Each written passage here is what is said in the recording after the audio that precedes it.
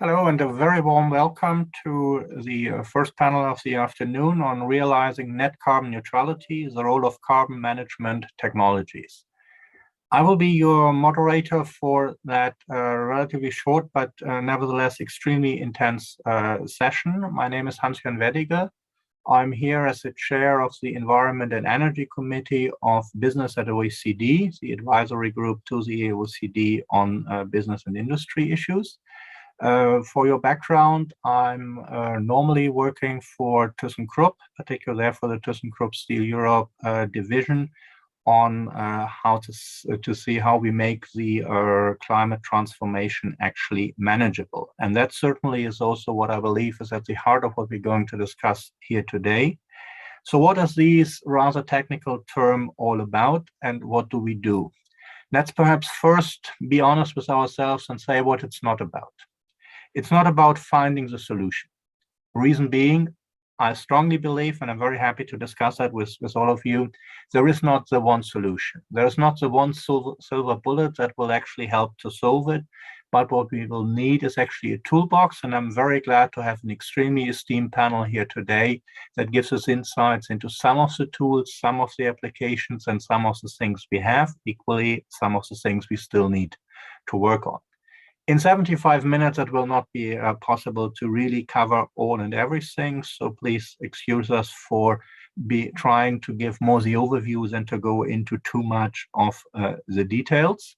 But certainly, we hope that we will give a general overview. And I think it's a very timely panel to have. Not timely only because, and many thanks for that, some of our panelists actually work in a different time zone. For them, it's 4 o'clock in the morning, which certainly shows what we need to do, be as early as possible, because what we're talking about is something we really need to do in earnest. Carbon management, carbon neutrality. There are many terms around. We speak about decarbonization. You might rightfully argue it's not the carbon atom that makes a problem, it's the CO2 emission in the atmosphere causing climate change that's actually going to be a problem. So this is in essence what we are about. It's not so much going to be a literary discussion on decarbonization, defossilization, carbon neutrality, on so on and so forth. It's important that we know what we speak about. What we speak about, and I would say, is we speak about what are the approaches we have available in order to ensure that we do manage the impact of carbon dioxide and other GHG-relevant gases into the atmosphere so that we do keep actually climate and climate change at bay.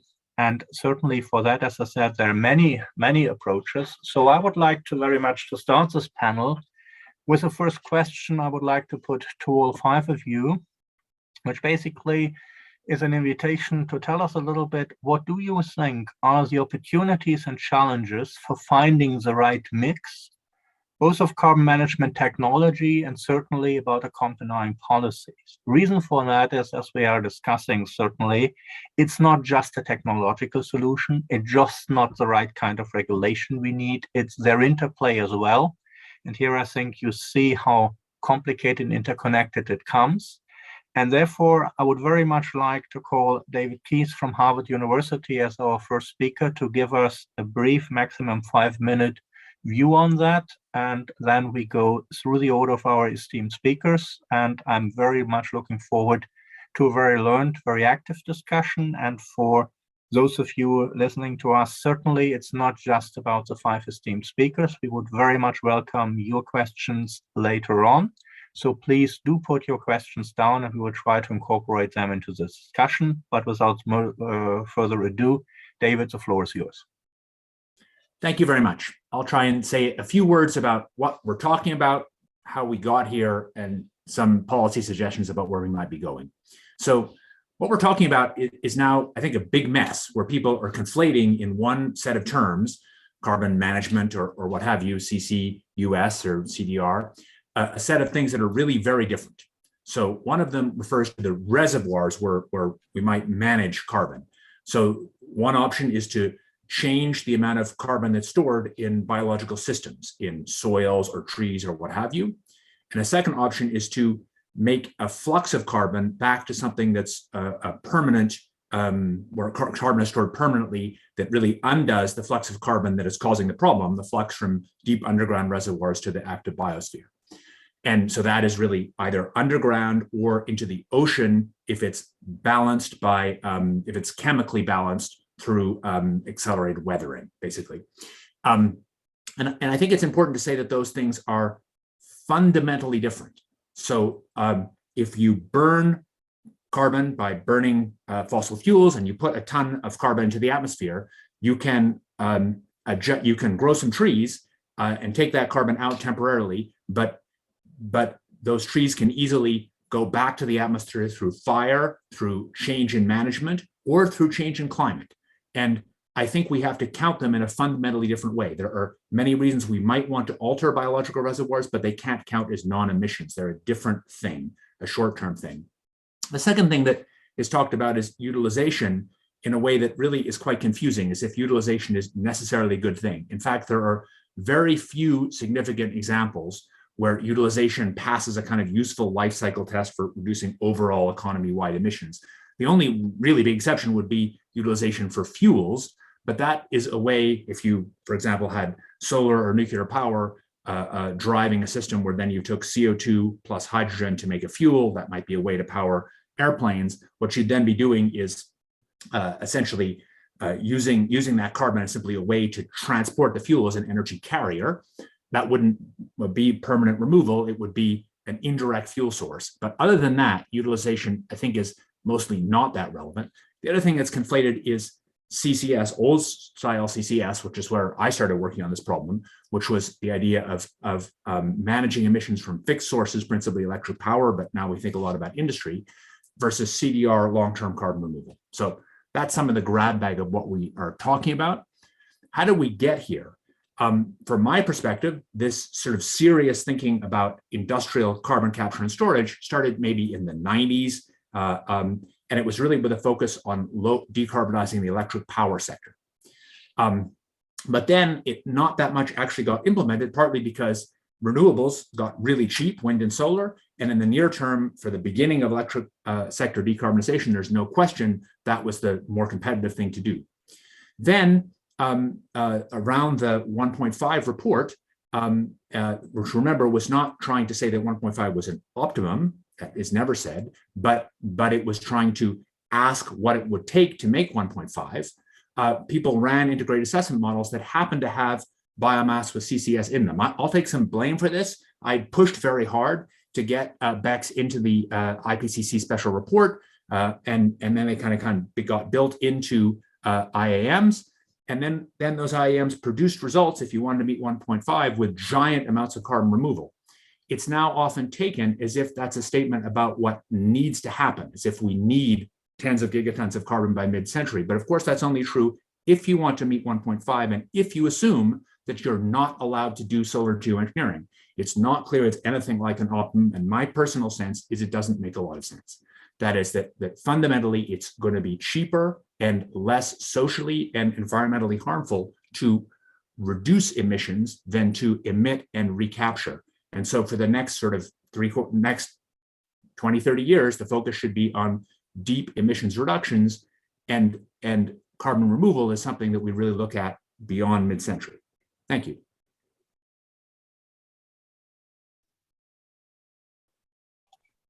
Thanks a lot for the contribution. And I think you have managed to hit on a point I would just like when you said the focus might not be on CCS, but on removal. I think for that, you have hit something which we find in management very often. All the things that work very well and may do the bulk of our daily work, we're not so much looking at because it's those we're not so clear and we really concentrate on. I think we take that for the rest of the discussion as granted, that CCS and whatever else cannot remove the climate challenge as such, but that it must be sort of the last balancing fact. I would very much like David to keep that from the statement. And I would now like to hand over to Monica Gattinger from the University of Ottawa in Canada. Monica, the floor is yours, and thanks a lot for your insights and sticking to 5 minutes as well, as David exemplarily did. Wonderful. Thank you so much. It's a pleasure to be here. So I will be coming at this sort of less from the perspective of natural sciences and engineering and more from the perspective of social sciences.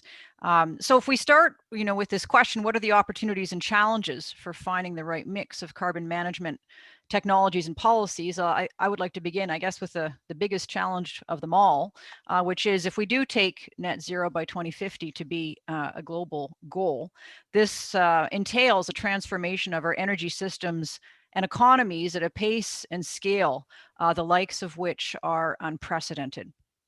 So if we're thinking about, going from something in the order of fossil fuels accounting for 80% of end-use energy demand to accounting for a fraction of that in something like less than 30 years, this is a huge challenge when, as we know, the proportion of fossil fuels accounted for by end-use energy demand hasn't really budged from that 80% figure over the course of the last 40 years. The other thing I wanted to point out as well is that previous energy transitions have been driven predominantly by market forces, improvements in energy sources that are more convenient, more affordable, higher energy density, whereas this transition is really driven by an existential environmental threat of climate change, and where policy choices are going to become a key and driving factor. And as somebody who studies public policy, I must say that that strikes a bit of fear into my heart, because we know how challenging it is for governments to develop informed, comprehensive, holistic approaches to policy. So when you ask this question at the outset of the panel, you're ultimately asking, fundamentally, what's the role of government in that, in creating the right policy, regulatory, and investment environment? And I would agree with what was stated at the outset. There aren't silver bullets. We do need a toolbox here.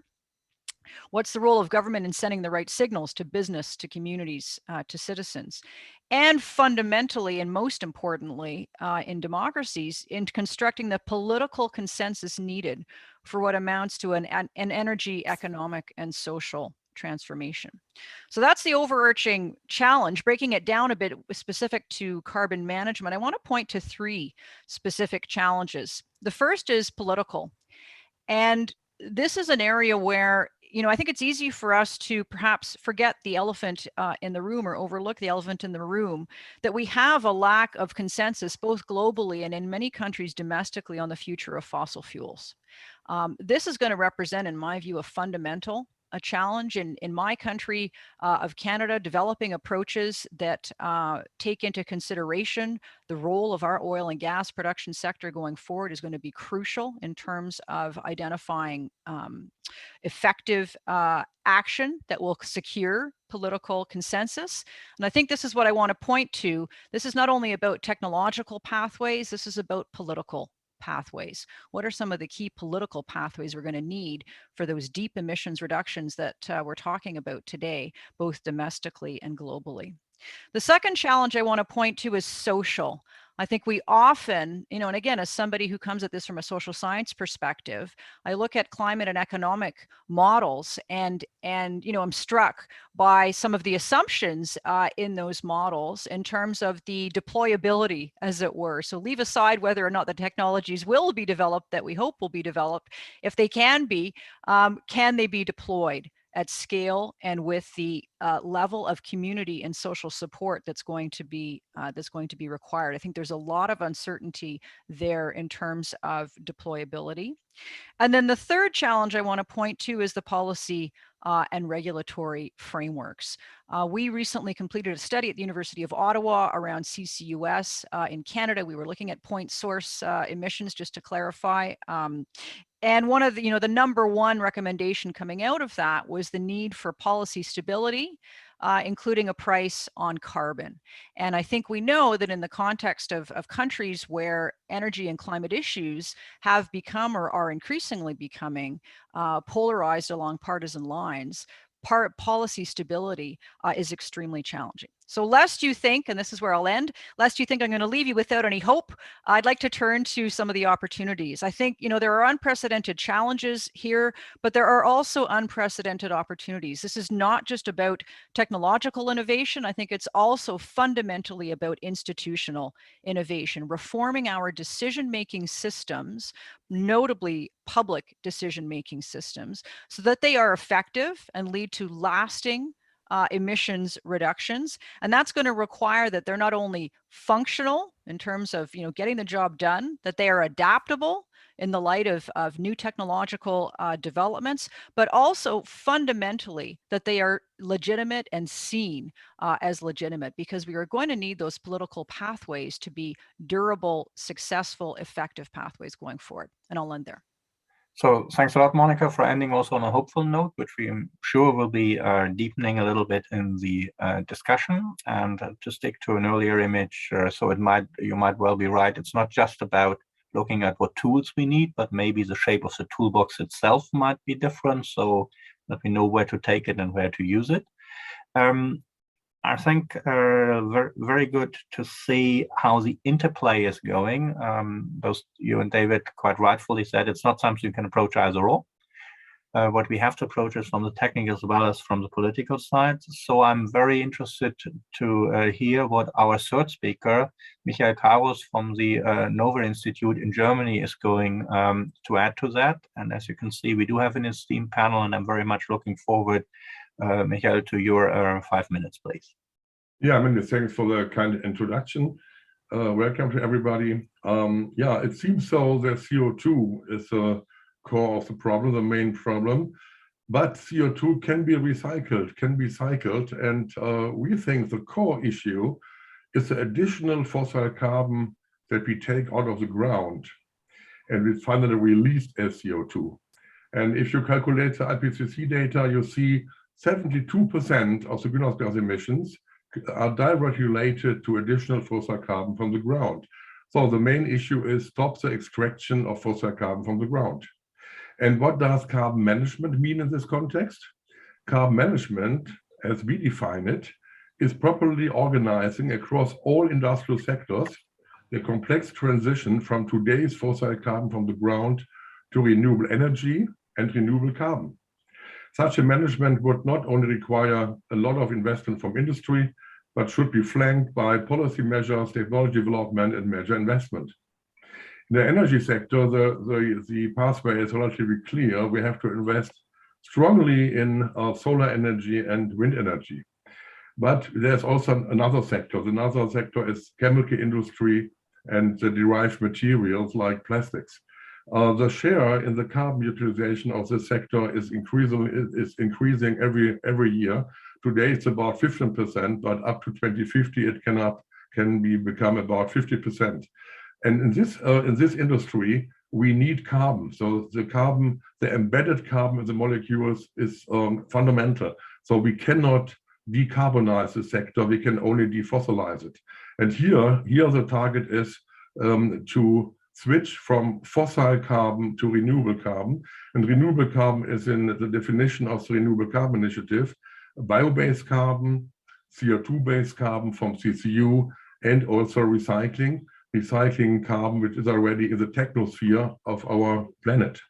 And so what is required as an overarching carbon management strategy for the chemical sector is to find what are the most sustainable carbon sources from the renewable carbon family, from bio-based, CO2-based, or recycling in a certain region or for specific applications. And this is a big job to do. We need additional technologies here, but the important message is decarbonization of energy is only half of the story. We need a renewable carbon strategy for the chemical and plastic industry, and we are on the way to developing it. Many thanks for your attention. Thanks a lot, and thanks a lot for bringing us back to distinguishing between problem and solution. So it's not the carbon that's a problem, it's the greenhouse gas impacting the atmosphere that's a problem. And certainly, as a earth metallurgist, I would like to add, it's not just the chemical industry that indispensably needs carbon. There are many processes in steelmaking and other metals, wherever where carbon is a material, as an atom is indispensable. But certainly what we need to get away with is all that harmful emissions, unless, and that's a point you rightfully added, we can neutralize, so to use a word from carbon neutrality, by taking them back out of the atmosphere.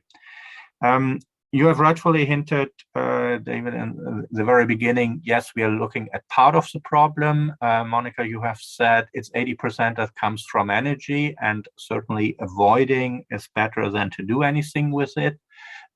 Michael, you have shown us a little bit how actually doing something with it might work, but nevertheless, certainly, yes, there is the main part. And since energy and the energy use of carbon is actually what has, if I like to say, fueled the use of carbon over centuries, if not millenniums, I think it's a very good time to switch to Paulo Franco from the International Energy Agency in Paris to give us your view on the topic. Paulo, the floor is yours. Thank you, Hans-Jörn, and thank you for involving the IEA and me personally in this interesting debate. I would like to elaborate a little bit on the net zero emission roadmap that global to 2050 that the IEA published in May this year, the first exercise of this count. First, not by chance, it focuses on emissions and not carbon. Carbon will be needed, and it is a huge transition from a fossil fuel-based system like today, which is exactly at the same percentage today than it was 50 years ago, 80%, into a new system which will be based more than 70% on renewables, and the rest is some nuclear, and then the rest is fossil fuel plus CCS. Now, it's a huge change where solar energy becomes the first source of energy in the world. Wind and bioenergy are the second one. I stress bioenergy because, as it was said, we will need huge quantities of electricity, but electricity alone cannot do everything. And we will still need huge quantities of low carbon fuels and low carbon chemicals. And in this, I totally agree with the previous speakers. The roadmap identifies two distinguished periods. This decade, where we need to have a massive change at unprecedented scale of trying to deploy all the clean technologies that we know today.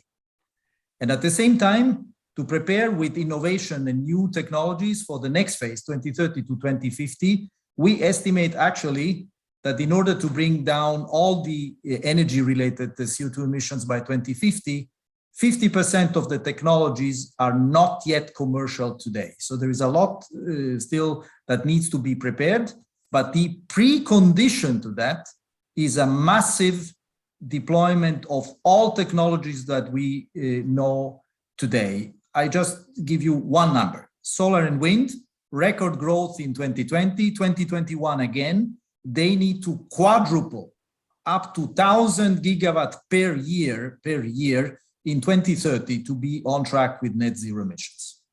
Now, at the same time, do we need bioenergy? We will need bioenergy, which is the elephant in the room, but it's the largest renewable energy today. Of course, with taking into account all the limitations of the resource, all the sustainability issues, all the fact that some of this carbon can be accidentally released again into the atmosphere. And my last point is, do we need CCS? In our net zero emission scenario, we need CCS at the gigaton scale in 2050. In 2020, it was only 40 megatons of CO2 removed. And in our scenario in 2050, we have up to 7.6 gigatons of CO2. This is rather at the low end of all the IPCC scenarios concerned, but it's still a very strong amount. Of that one, the removal part is 2.4 gigatons, of which one is from DAC and the rest is from BECCS. Most of it is permanently stored, and roughly 500 million tons go to synthetic fuels. This is the huge scale of the challenge that we have before us. And I think we will discuss the policy options later. I think some of the policy challenges have been already mentioned, and I like very much the three challenges that Monica mentioned. We will need a large portfolio of policy options because this is a huge system change and not just focusing on one technology or one family of technologies. We will need a very broad portfolio of technologies, and the actual challenge is how we remain technology open today. I stop it here for the moment, and I'm happy to come back on questions. Thank you so much. Thanks a lot, and thanks a lot for giving an outlook to 2050. We're making it very clear at the same time that this is actually what we're discussing today, because in climate terms it is tomorrow. So it's not something to be left for the next generation. I will have to look a little bit to the organizers, because we were planning to have Emily Grabak from the United States Department of Energy as the next speaker, but as I understand it, we might be having some technical problems. Or Emily, are you online and able to contribute yet?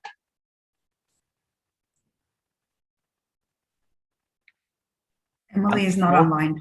Unfortunately, doesn't seem to be the case, and therefore I would very much like to certainly continue the discussion. We hope that Emily might be able to join us a bit later, but certainly it's a sign for what we need to address certainly the discussion from as many angles as possible, but to make sure we bring it forward. And that's what I would very much like to do with the discussion, because I think one thing that came clear from all four contributions is we have to deal with a very, very complex situation. And we certainly have an issue in the area of information. I mean, as we all know from basic economic theory, if all the information would be perfectly available, a central planner would solve all our problems. What's the point of the politics as we know them? On the other hand, Monica, you rightfully made, I would say, a comment that certainly this is not so much these days a market-driven thing. We have learned markets can work very well, but not always, because there again, we have this issue of information and we have the time issue of the long-term issue. And Paolo, when you just rightfully reminded us of 2050, certainly we need to make sure that we are course. So I would like to throw a question into the panel, so to speak, which is basically, what do you believe do we need to know to really make better informed, holistic, and I think that came out of all of your contributions, holistic technology and policy choices in that field of carbon management? I don't want to go through the order as we had before, so I hope that with such a relatively small panel, we can do what we normally would be doing if COVID-19 wouldn't impair us from being all there together on stage. So just give me a quick signal, and then basically any of you who would like to start with breaking the ice or providing the first information. And I see, David, you have broken the ice. So David, if you would give us your views, and then I would be very happy for the other panelists to chip in as necessary. David, please. I think this is, we don't live in a world with an omniscient, benevolent central planner. This is mostly not an issue about information. There are sharply divergent interests. And despite the kind of happy talk in forums like this, as if the world had agreed to carbon neutrality by 2050, it is abundantly clear from the actions that that is not, in fact, where most governments have, because they would be doing very different things than they are doing if they actually were serious about driving to that goal.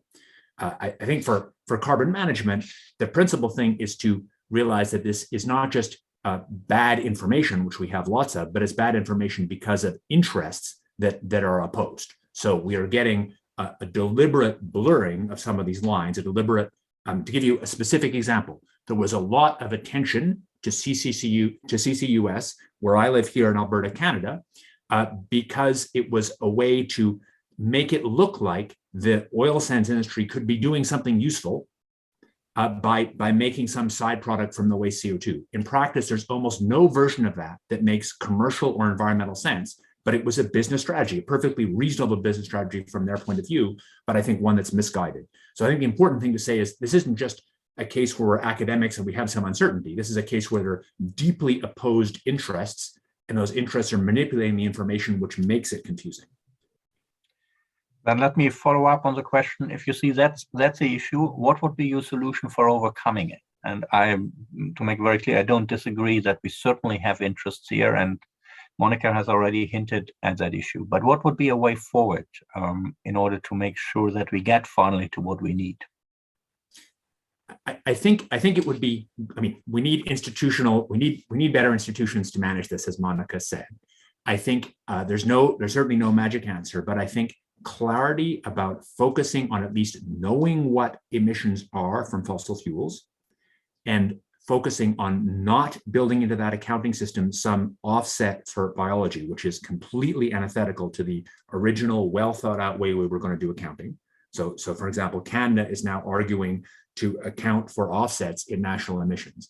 I think that is a road that will lead to increasing confusion and inefficiency. So I think one of the key things governments can do, obviously it's not in their interest to do it, is to try and be clear about where we're at. And then to try and have relatively simple policies that focus on the big emission sources and drive to actually do reductions in ways where the costs are reasonably clear. It's easy to say that, but it's hard to get there. But it comes down to the same thing. We need to know what we are talking about. Agreed. I think one thing I want to say is in this introduction, even there was a talk about new technologies. And throughout the whole time I've been involved in CCS and the work I've done in BECCS and in developing one of the first ACT technologies, this has mostly not been about innovation coming from left field. It's been about applying existing technologies to a new problem. And I think that there's been a persistent choice for people to talk about this as if this is some innovation we need in the future, because that gets them off the hook of doing something now. So for example, 10 kilometers from where I live, there's several megatons a year of CO2 coming out of a large cement plant.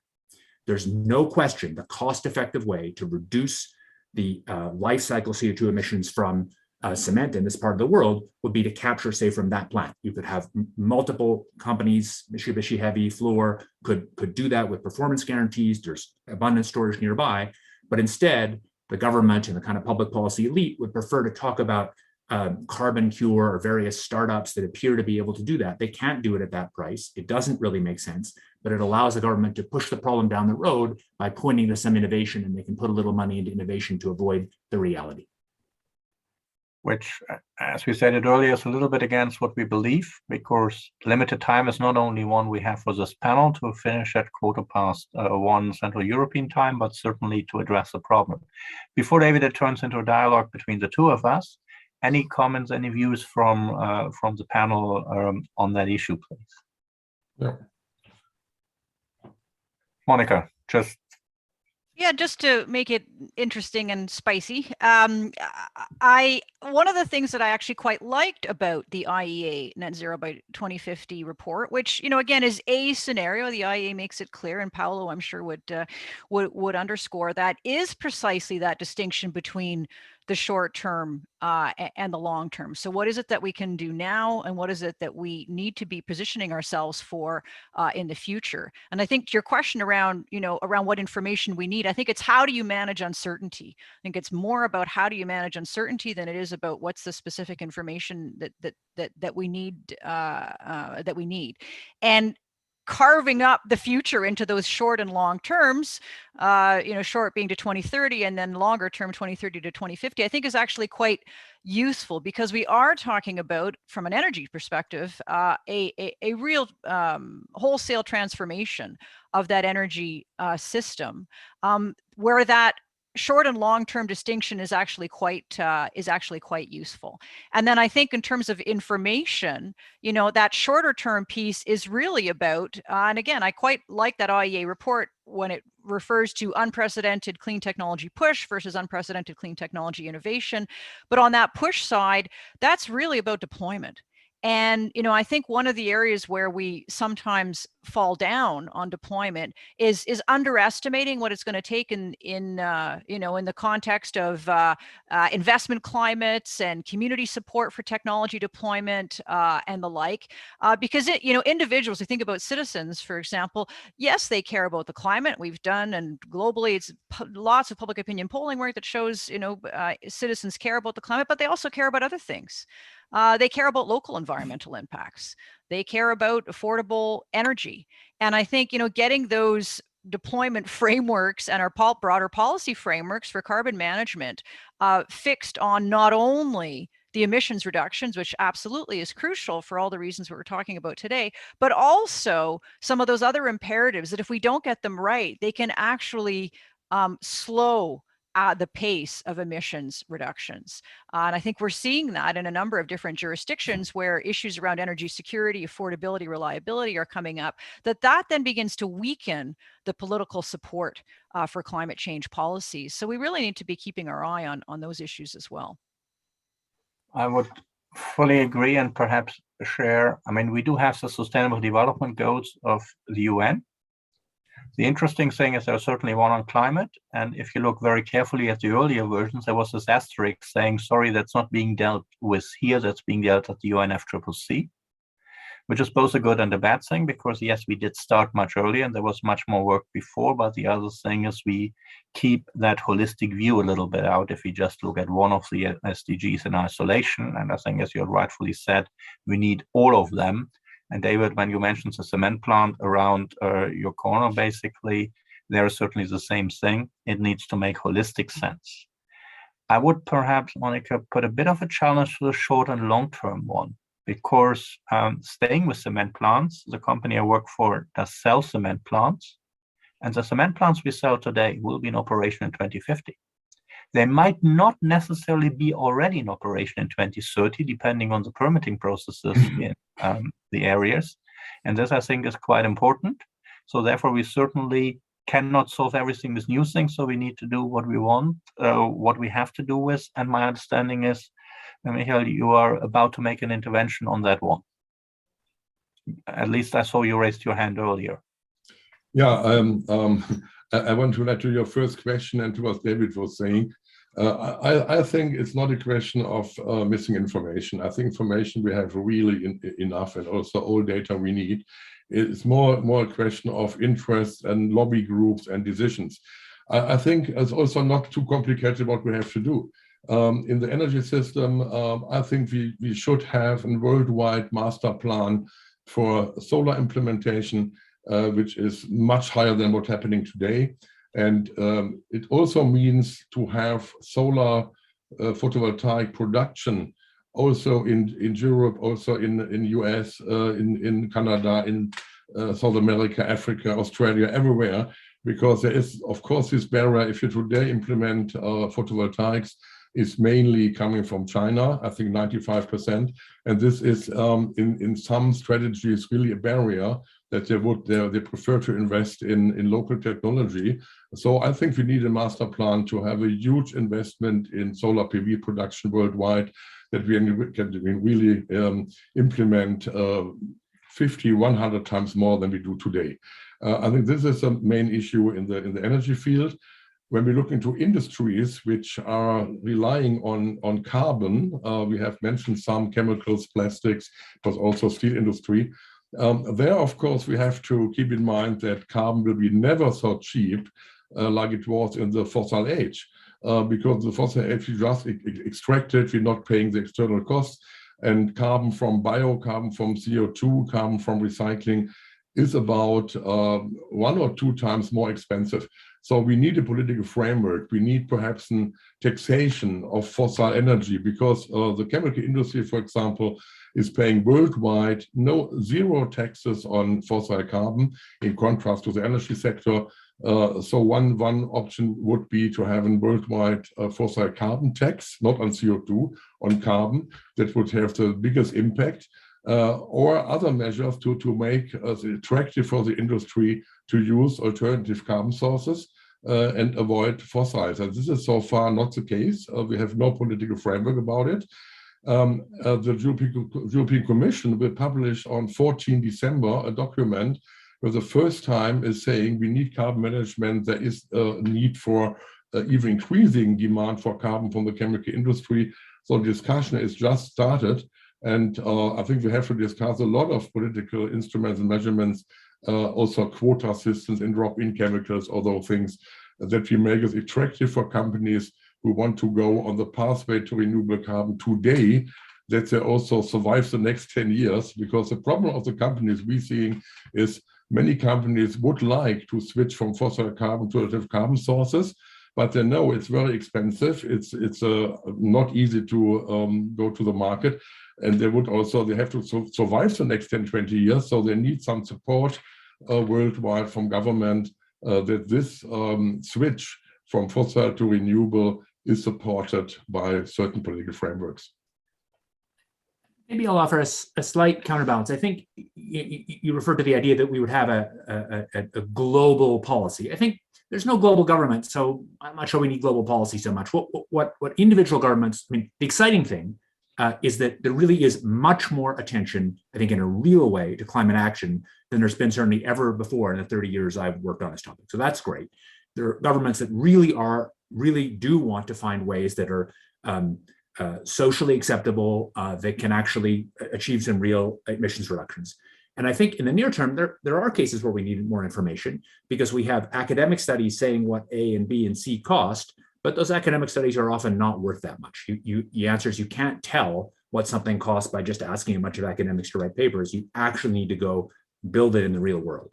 So I think one thing governments need to do is get better at incenting effective learning by doing. That doesn't mean the government does it as a government project. That often means higher prices, but it means governments figuring out new kinds of structures that allow first of a kinds or seconds of a kinds to get built pretty quickly, realizing that the total amount of money to do that is not that big, and to do it in a learning sense, to understand what it actually costs to do some of these things.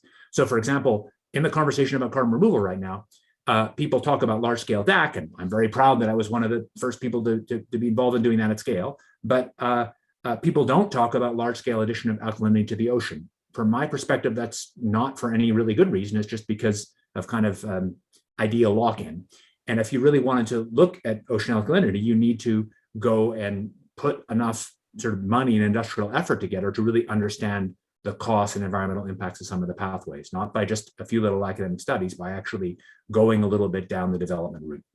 And I think governments need to figure out how to do that to get more information about what the costs and environmental impacts of things might be at the next scale. Go ahead, Tom. You're muted. Excuse me, it was 2 clicks, 1 click too much. First, I don't think it is an issue of lack of information. It's really an issue of winners and losers. Now, on this, I must say, I feel in a funny situation when I hear Michael, because I hear you clearly. I'm the head of the renewable energy division at the IEA. I'm a semiconductor physicist by background. I've been fighting for solar all my life. Can I say today that this is not any longer a concern for me? Solar is clearly a winner already now. And to some extent, it will continue to massively expand everywhere in the world. This is for sure. We can discuss on how much and how quickly, but this is not my concern. My concern today is more to look about the losers. How we give these people, which are a very large part of society and of the economy, a new opportunity. And this is why the IEA right now is developing a strong narrative on the fact that we are at the very beginning, but it's very clear that we have signals that the new energy global economy is emerging. And this is unprecedented. Now, and we need to really open this opportunity side. Now, David correctly said we have no global policy governance. We have a global finance though. And on the finance, one thing that we are trying to push is the message: you can, of course, continue to invest in fossil fuels, but it will be more costly and, most importantly, much more risky. And the opposite is that if you invest in energy efficiency, in renewables, in clean energy technologies, the costs are going down, and there is a good chance that you will even make money. This is the kind of message that we are trying to develop right now. My last point is what Monica said, the social acceptance part. This transition will only happen if society gets on board, if people understand that this is a transition for the people and not for the economic interest of a part of society. Because if we don't, this is at an unprecedented scale, and if we don't involve communities and consumers more at large, it will not happen. There are many renewables that have important sustainability issues that needs to be addressed and discussed and approved with the communities, and to have this push from the community as well. But definitely, I have to say, it is really not an issue of lack of information. We have a lot of information. And the next thing after information certainly is decision making. And that certainly, as we have heard, is being torn sometimes by interest and whatever else. Paulo, you just mentioned the financial sector. And to put you a bit of a challenging question, you actually said the financial sector, and we see that worldwide, should make sure it invests in assets that are going to stay and are going to be profitable in the long term. And a lot of particular fossil fuel-based electricity generation things might not be or will not be. However, and that's certainly also a question that comes a little bit then in this social political realm, isn't there also a bit of a financial responsibility for the investment community to not forget these industries in transition? Because if you're an investor in the board, you might be able to steer the course. And I think one of the things is clear, David, when you spoke about the cement plant next to where you live. This is not just there for you to have a nicer scenery, but because there's a societal demand for cement, which most probably will stay. So therefore, the question would be, particularly if we say information is not the issue, but there are certainly value trade-offs between what we do with it and different approaches. What, Paulo, would you say is the role of the financial sector and other sectors, policy, social, whatever, in that period of transition? You're muted again, apparently. Sorry for that. First of all, the financial sector acts in an environment of rules, and I would be very clear, it is still the responsibility of governments of fixing the right rules, because the finance alone does just its job of maximizing the profits. First, I would like to make a distinction, first of all, between existing assets and new assets. The point on existing assets is very important, and it becomes again a question of social acceptance. We cannot from day 1 to 2 just pretend that all the existing assets become stranded assets. That would be a very bad thing. So this is my first point.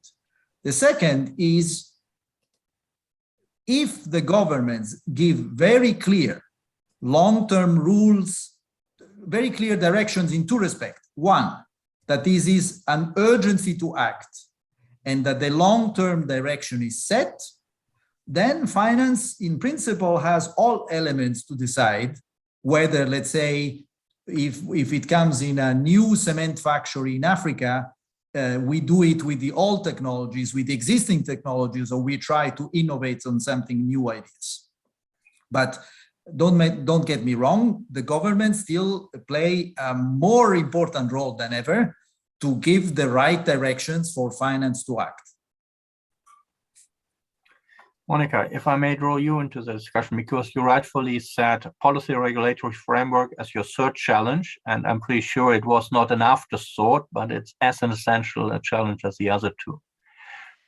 What would you say to what Paulo just mentioned and what we just have been discussing about where do the rules come from in order to make sure that the trade-offs that apparently exist, and David, you have hinted at them very well, that they will be solved in a way that it is acceptable for society in the end, because that should be the ultimate goal. Mm-hmm. Well, I think you made a really important point a moment ago around the SDGs and the climate piece being hived off, as it were, to the UNFCCC.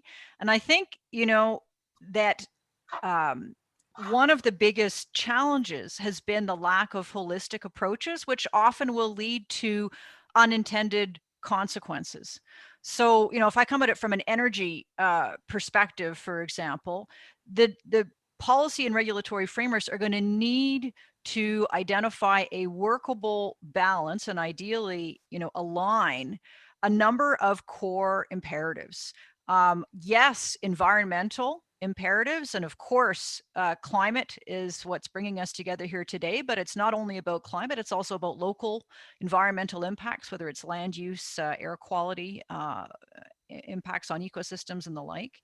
So environment, market imperatives, ensuring that we've got energy markets that are functioning in a way that's efficient, that's competitive, and then security imperatives, ensuring that we've got access to affordable, reliable energy, and all of this done in a way that secures social acceptance. And I often use this acronym: market, environment, security, social acceptance. Those are the really key imperatives from an energy perspective, and they also happen to generate the acronym MESS. And what we have found frequently is that governments are challenged on this front and kind of making a mess of energy policy rather than a holistic approach. And I think that that's what we've seen frequently, whether it's domestically and sometimes globally as well, that we've got a lot of these policy decisions being made in silos. And it's built into our machinery of government. Here in Canada, both federally and provincially, for the most part, we've got departments of environment and climate change, and then departments of energy. And so they're not necessarily taking those holistic approaches. I think that's what's key. Otherwise, we will wind up with unintended consequences that could then jeopardize the social acceptance and support for future emissions reductions. Thanks for the comment. And when you mention silos and when you mention non-holistic approaches, I would like to go to a question from the audience. I would also like to combine that with certainly a request to the audience. If you have questions, please communicate them to us, because we'd very much like to involve you. And I would interpret the question from the audience more about the horizontal rather than the vertical silos, because the question is, how are we making sure that communities are involved? And certainly in policy making, we know there are policies, as we discussed, the UNFCCC, it goes down to the very local community, and certainly on social issues, the view might be very different. If you have a general view over a country and its social well-being than if you're sitting next to a particular industrial plant or whatever. So from the audience, the question on how are you making sure that communities are involved? Go ahead, please, Monica. This is a great question, and I'd answer it at a number of different levels. I think for many communities or individual citizens, what happens at the UNFCCC or what happens at in their own countries in terms of climate policy development is a bit removed and abstract from them. So a lot, to your point, really does need to be grounded at that local level. So certainly governments and intergovernmental processes need to provide opportunities for civil society engagement. But at that local community level, there are a number of ways in which communities can be involved. It's quite exciting to see local community energy planning initiatives, because this enables community members to begin to understand where do they get their energy from, what is going to be needed to transform their own energy system, and provides a real opportunity for not only greater understanding of the issues, but greater engagement with their own energy futures, and providing people with some agency, which is often, often people feel a little bit removed and powerless in the context of global climate change. I think the other area, and we've done extensive research on this, is project decision making. As we know, transforming our energy systems and economies to lower emitting configurations is going to require extensive new infrastructure. And what we're seeing on that front is that communities want to be rightly involved in those processes. They want to be consulted, they want to be engaged, they want to have a say. And it's not just about, the research that we've done really underscores this isn't just about information and understanding a project and being told what a project is going to be about. This is actually having an influence on what that project is going to look like at the end of the day. And there's a real requirement there from the part of communities to have trust and confidence in the processes that are utilized to make decisions around energy infrastructure. In Canada, and I'll just end on this, in Canada, one of the really important imperatives is with respect to Indigenous communities and the process of reconciliation with Indigenous peoples in the country. And increasingly what we're seeing is that community involvement goes well beyond just being engaged. It actually extends to equity stakes and partnerships in project development and a real ongoing engagement in their own energy and economic futures. I think that's going to be crucial, but I would, and I'll end on, that takes time and we don't have time, right? So how do we square that circle of we need to have that community engagement, but at the same time, we need to move quickly. And I think this is where, and I would really agree with David's point around how do we learn quickly and ensure that we can try to move as rapidly as possible on these issues in ways that do secure social acceptance. I would like to I would like to add some point. Of course, the communities have to be integrated in the planning of the energy system. The good thing with solar and wind is it's possible to bring really direct benefits to the local citizens. And what we see in Germany, of course, there are also concerns against solar and wind, but as soon as they are involved in the process, and also not only the process, also involved in sharing the profits of solar and wind, it works very, very well. And there are different models for that. How if you implement some solar farms or wind farms or even on your roof, how you can share the profit of this energy system. And if this is organized in a good way, the acceptance of solar and wind is very, very huge, and they are really excited to get their next solar plant and wind. And so we have not only to integrate them, we have to share some of the profits. Just a quick follow on. I think that's exactly right, but I think that reflects an early focus, say, on rooftop solar, which has been an exciting way to get people involved and to buy down some of the costs, but it's very unlikely to be how we actually do decarbonization. So if you're really serious, for example, about fully decarbonizing Europe, you probably want to have a lot of solar way south with high voltage DC lines coming up. You're not actually going to do it. And that then gets to the kind of the challenges of other energy projects at scale, where some communities really win and lose, and getting these large projects sited in a way that gets, that balances a reasonable amount of community involvement with the fact that we can't do this transition without having central governments actually have some power. And that means in some cases, not all communities are going to get what they want. But we see also huge impact. Michael, if I may, Paolo has raised his hand. So, Paolo, you want to come in, surprisingly enough, on the energy discussion, I assume. Yeah, and actually to comment on both. There is no way, no discussion that if the condition of Michael said can materialize, where a community can directly have part of the profit, the problem is usually magically solved very quickly. But what Dave just said is also true, that with renewables you will have production somewhere and consumption elsewhere. And actually one of the biggest problems is to let people digest the fact that we will need many more grids and much more infrastructure.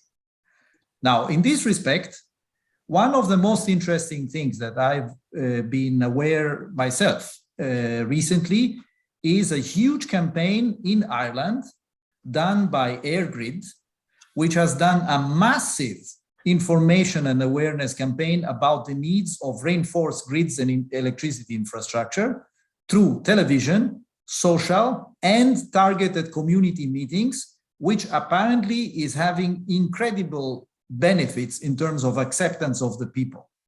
It was a massive exercise where they have invested millions and millions of euros, and because it's with top management explaining why this is important for the transition. And so if people want to the transition, they also have to understand that we will need more grids. Information, communication, television, that's quick. So Monica, I agree with you. We don't have time, but these channels are very quick to create awareness. And in this case, information, large information for large scale of population, that's very, very important as well. I think you've hinted at a point which certainly is true when you speak about the toolbox and a bit discussion. I think, David, that was one of the points you wanted to hint at. We have to be careful not always to use the tool we know. I mean, if I'm used to the hammer, it's very good. I want to hang a picture in my office. I have a nail, I use the hammer, perfect fit. If I happen to have no nail available, just the screw, yes, with the hammer and a lot of force, I might get the screw in the wall. I'm not quite sure how the screw and the wall is going to look like afterwards, but most probably I will manage somehow. In the moment with the screw and the hammer, I happen to have damaged the water pipe in the wall. That's a point where a hammer will definitely not help anymore, but I need very different tools in order to then get further. And that, I think, is a little bit certainly what also, Paolo, you have hinted at. It's not just about the photovoltaics, the solar, whatever. It's also about the grids. It's a question we also have from the audience, actually, that what about particularly in developing countries where grid issues are very important? How do we really get the infrastructure moved forward? And if I may add, from my experience in countries where it's not like in most of the countries we all here on the panel come from, where it's a question of transition from A to B, but it's a question from where do we go from zero to something? Because, so therefore, how do we get the energy question is very important. And this certainly is something that from the chat, the audience I can see is really an issue. What of that and how do we move forward in the developing world, which Paolo, I think you have rightfully as IEA hinted at, this is where the real change of balance will come from. So grid in the developing world, grid issues in general, a few comments before, unfortunately, in due time, we will have to close the panel, but I would very much like to invite a round of comments on both the grid issue in terms of the technology expansion, as well as the other countries and sort of the global spread and global expansion of our discussion. Can I take the floor again? Please go ahead. Okay, so first of all, no doubt, the investments and the long-term planning and visibility in grids needs to go in parallel with the transition. This is a must. Now, if you look back how in particular emerging economies and developing economies have done it, following the example of our countries many years ago, very centralized planning, centralized supply, big transmission grids, everything is centralized. And we ended up in several countries, I have, for instance, Indonesia in my mind, where you end up with an overcapacity and not enough strong grids. Now, this needs to change with the recognition that grids need to be much smarter, more distributed. Renewable energy is an opportunity for that because it can be much more distributed everywhere. And by the way, I would go even one step further. It will be not just about electricity grids, but energy network more in general, because there will be places in the world where you will still transport molecules in form of low carbon hydrogen, ammonia, whatever, or even CO2. And of course, you will need to have a system integration of all this together. David, you wanted to come in if I saw it correctly.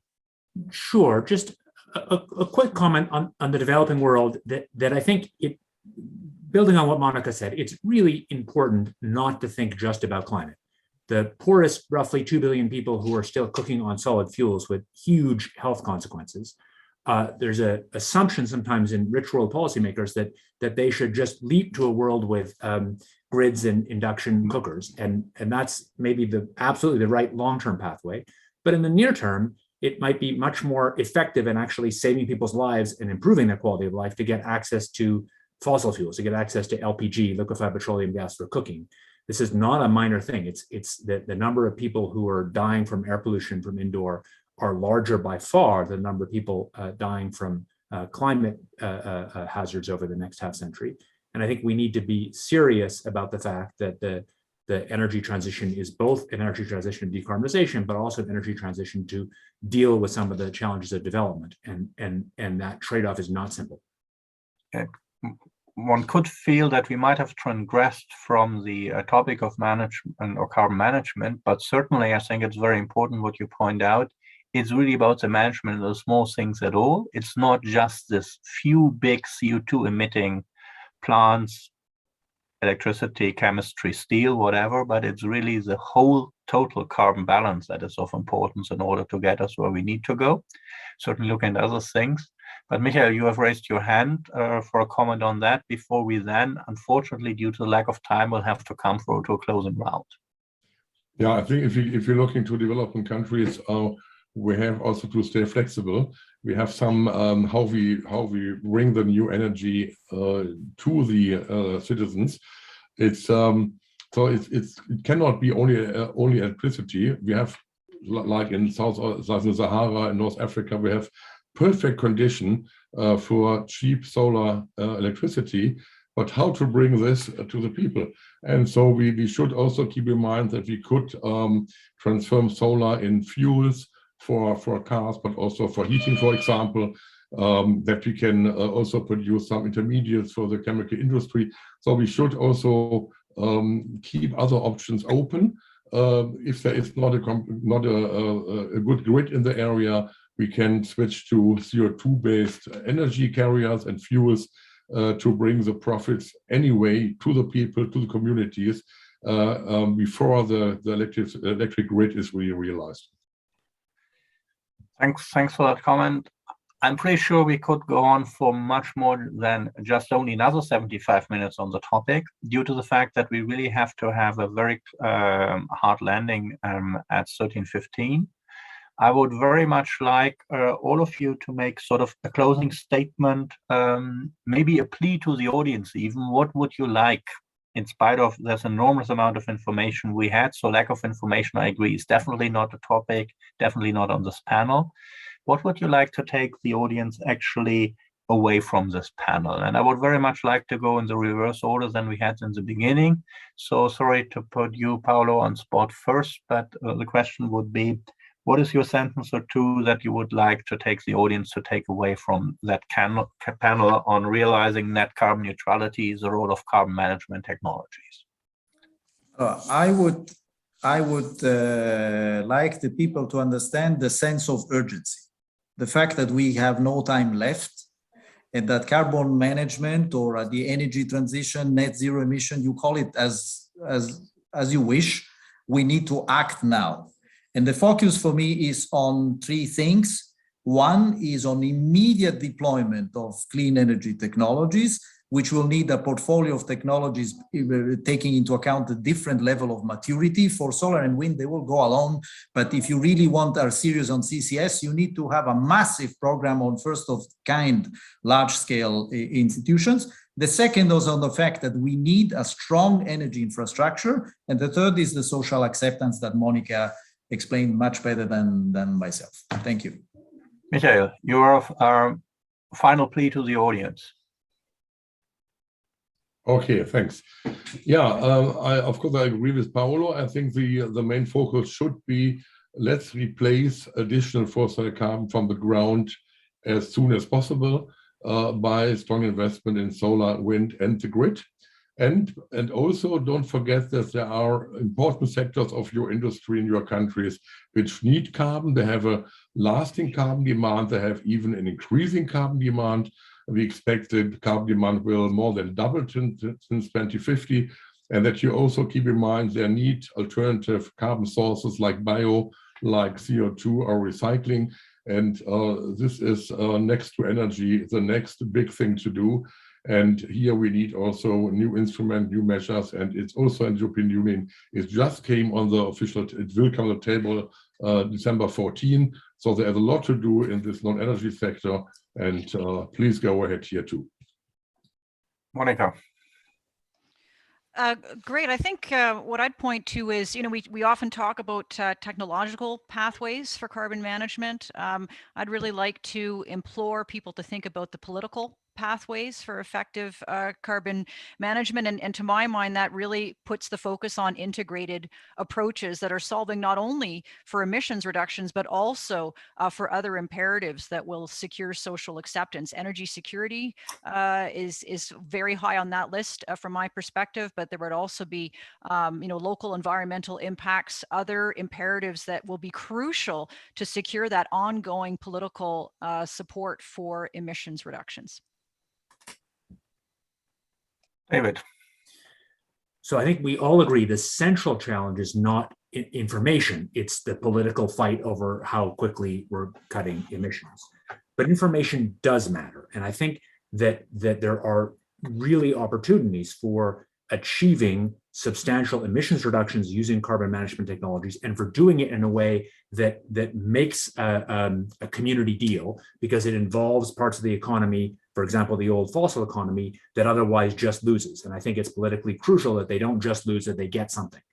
And so I think there really are opportunities there, and there is a need for information. And maybe I'd close by reiterating a point that Monica pointed to. To get that information, we actually need new social innovation in institutions to get information in a way that is coherent and trusted about the relative costs and environmental impacts of these pathways.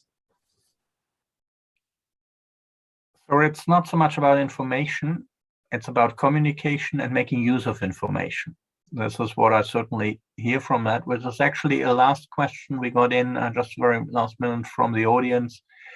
How shall particularly politicians communicate? How shall media transform it? I will ask you to make a sentence, each of you, on what do you like, what would you highlight, what are we doing right in the policy and media field and communication, and what should we change? David, putting you on the spot since you are on the spot, what do you think politicians and media do well in communication, and what shall we change? Just a sentence if we can. I'm no expert on that. I'm going to stick on the information topic. That it actually, while I agree it's not central, there actually really is a need for more trusted information about the relative costs of these technologies. I think we need to innovate around developing institutions to do that are separate from the political institutions. I would take that as a very diplomatic comment, and the trust of information you get from your politicians and your media might be a value in itself, but I don't think that's discussion for now. Monica, I would add to that information or facts, so to speak, are a necessary but insufficient condition. I think the extent to which politicians and communications can connect with the things that people care about, and language and framing matter, and ensuring that the terms that we're using, the way that we're framing messages resonates with people. And I think that's sometimes an area where political communications fall down. Michael. Yeah, I think we got a nice example from Paolo. He gave an example what is possible, and I think all governments should follow this pathway to inform the public about the options, about the costs, about the possible integration. There's really a lot to do in communication, and then we need on the higher political level something like the European is doing now, border adjustment, that you can also move forward in a certain economic area and still keep your companies competitive, because if someone importing to your region with higher emissions, that there will be an extra tax possible. I think those instruments could be very useful, because we see in some regions companies really want to go ahead with new technologies and new carbon sources, but the competition is an issue. So we need something on high level, but also on the citizen level here, especially information. Paolo. Well, I would say the important point is that the policymakers do two things. One is that they very clearly say, this is the direction with for the future. That's the transition, because simply there is no alternative.